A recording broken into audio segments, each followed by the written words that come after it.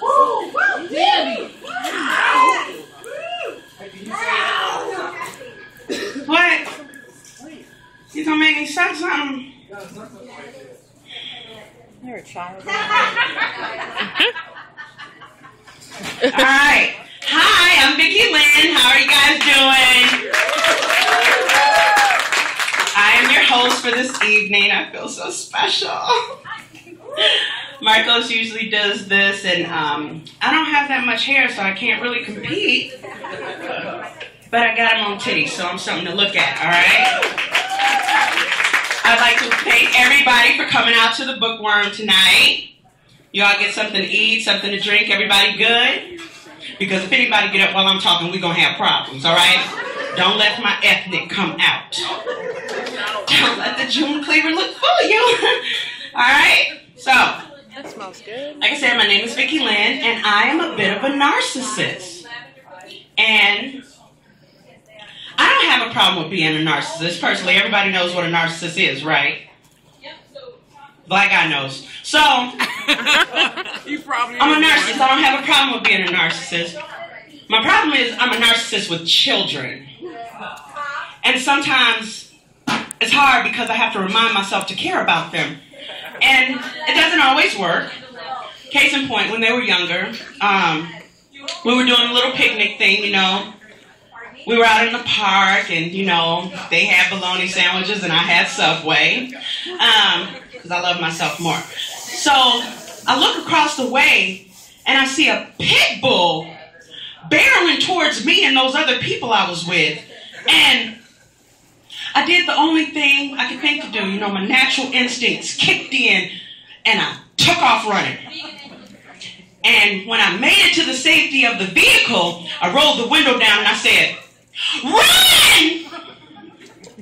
And get the baby!" He couldn't walk. So, don't judge me. They all made it. I still get child support. So, the oldest, who was able to process what had just happened at the time, says to me, "Mom," and he was out of breath because he had asthma and he had to get the baby. So, it's like, "Mom, why did you leave us?"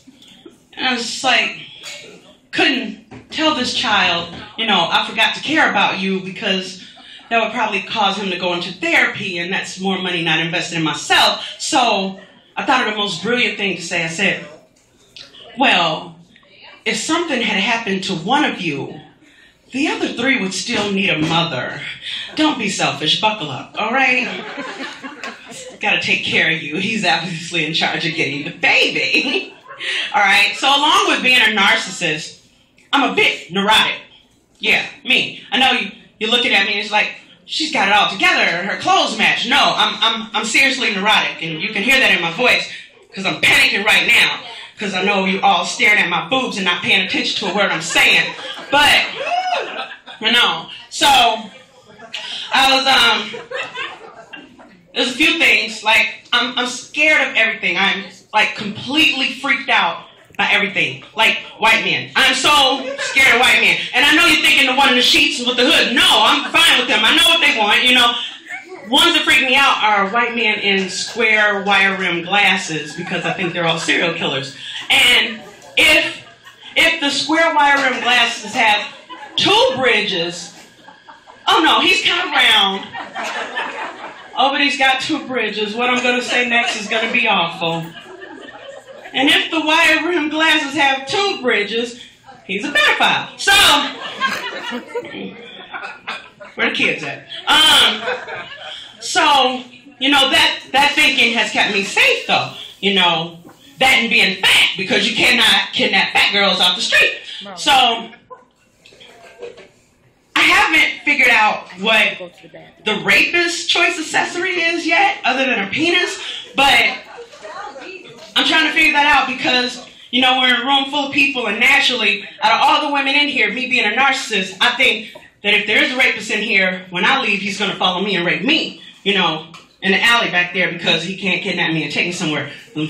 And I'm not worried about the rape per se, because, like I said, I had 4 kids. I probably wouldn't feel it. But my problem comes from Like, what if the rapist is like judgmental or he ridicules me or something? Like, what if I got a hole in my panties or I'm wearing Spanx and he kind of like looks at me and shakes his head and then proceeds? Like, now I'm being violated and I feel inadequate. So, I know, it's neurotic, it's crazy, but that's the way I think. Also, when I'm driving in a car, I don't run over bags in the street. And I encourage you all not to run over bags in the street because I'm always worried that someone is throwing away a baby. So, I know, but that's the way I think. I once hit a raccoon and I screamed for 30 miles down I-90. And since a baby is pretty much more important than a raccoon, that would probably be 60 miles of screaming, right? So, we don't want that. And it's not like girly screaming like, oh my God, oh my God. No, it was like, anybody see that movie Raising Arizona? If you're old enough?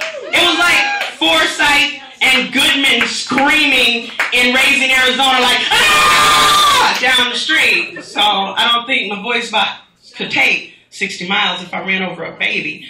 So also, I live in Beloit, Wisconsin. I know a couple of you have heard of it. John knows. He had to drive there and get me. He had to put it in his GPS, and his GPS said no. So I'm worried that if the apocalypse comes or World War III breaks out, which I'm sure all you white people are going to blame Obama for, but I'm sure if something like that happens, don't fist bump. I'm sure if something like that happens, then no one is going to say, call and check on Beloit, Wisconsin. And I'm also worried that if someone does say, call and check on Beloit, Wisconsin, the person who gets the order is going to be like, no.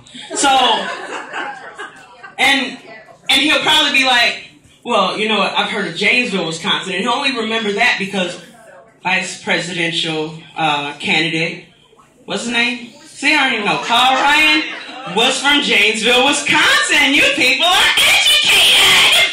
So, yeah, because in Beloit, we don't really have a line of defense except for the high school JROTC, and I can probably take a few of them. I've seen them.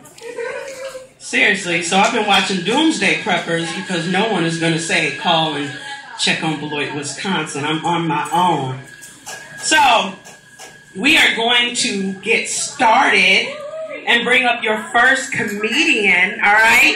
He is a Rockford native, so I need you to give it up since that's where we are. All right, I want you to give it up for Corey Pierce. Get your sexy ass up here. Hi. He's just one of those guys that just makes you turn on giggling. Hi. God. You can't even see the nose is ugly. What? Fuck. How you guys doing? Good, yeah. That's good. It's my first night back. Well, I did 5 minutes last night, but in a while.